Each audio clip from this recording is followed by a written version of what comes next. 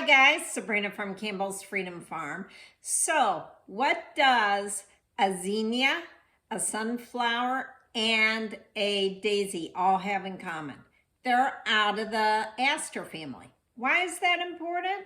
Because in the summer, when nothing's blooming because it's so hot, these are the flowers that shine. They produce brilliant whites or colors. It's wonderful. So for me, I plant them all year long, and that way I can put them out. I even grow them in my office in the winter to put a little sun in the air.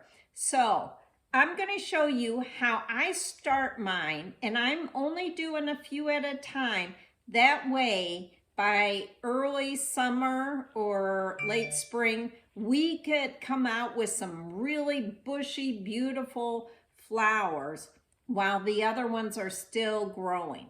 So now, the ones that I have already started, now these are the fruit smoothie ones. I love the brilliant colors. I just do.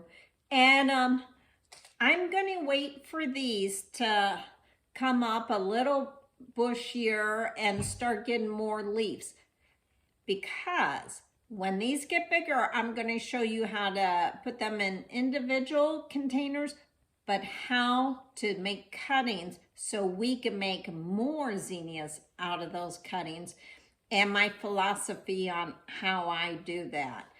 Now, I think this will be another week or two. The ones we're going to plant today are the candy cane. And I'm just going to do a few. I love the little splatter. It reminds me of a really artist flower. But now, zinnias don't like really wet soils. And it's the same when you germinate these. So what I do is I take a very shallow container. I don't use those little containers.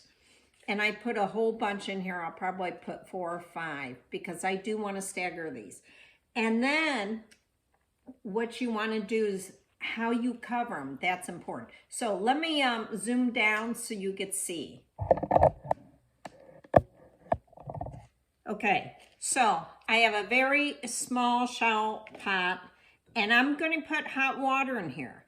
And again, the hot water will speed up germination and kill anything in the soil. And right now I have, I guess up to here, 3/4 with garden soil or compost, and then the rest is seed starting. Now, zinnias need light to germinate. This is why they're great for just replanting, sowing outside. So can you see them? Now, what you want to do is, some people just put the end in. I'm just going to put these, I think I'm going to do about 6.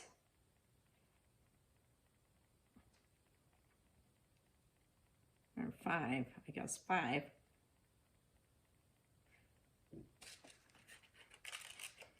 And always mark your containers. Now, you really have to put those in really deep. Now,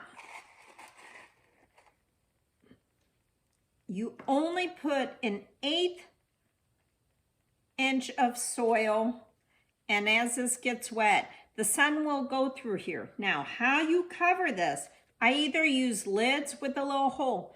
Since zinnias do not like water, you could do a lid, and you have to watch it. Whoop. Or you could do just a cup like this. The minute you see something coming up, you have to put something in here so it adjusts to it, or drill a hole. This is, I'll probably put a hole. Now, let's talk zinnias. There are a lot of varieties of zinnias. Here's a carpet one that we're going to sow directly outside, although it says it's great for containers. Zinnias produce really quick. This one's 60 days. Remember the green envy? they're all different sizes, which is great because when they were first introduced to Europe, they were considered, I can't believe this, to be the poor man's flower or the ordinary or everybody's flower. Why? Because they're so easy to grow and so common, which is crazy because they're not common at all. They have so many varieties, so many colors, heights. Some are as tall as me and others are really short. Although we could make them short by cutting them all the time because they make great cut flowers. Now, with us realizing that the sunflower is also related to the zinnia, and you could see it in the flowers, I did an experiment with the sunflowers on how to better sow them. So that'll be later on this week. But this is how we're going to get a jump start on our flowers. And this spring, we're really going to come out with some beautiful bushy flowers already. But this is Sabrina from Campbell's Freedom Farm. So why don't you start just a couple of your other flowers. Now, I also want to talk about, I don't know if you could see this. I do an incredible amount of flowers in here. The reason I'm not doing these, but I will later on, is because I want to get some bushy flowers. This one, I'm going to let, these are forget-me-nots. I mean, those are so cute, and they're a perennial. I'll wait until they get this tall, and then I'll separate them. That's another option when you start seed sowing. And also, we got to look at tomatoes. Now, I've been playing around all winter. I have tomato plants everywhere on what the easiest way for you to start some tomato plants. But this Sabrina from Campbell's Freedom Farm, have a great day.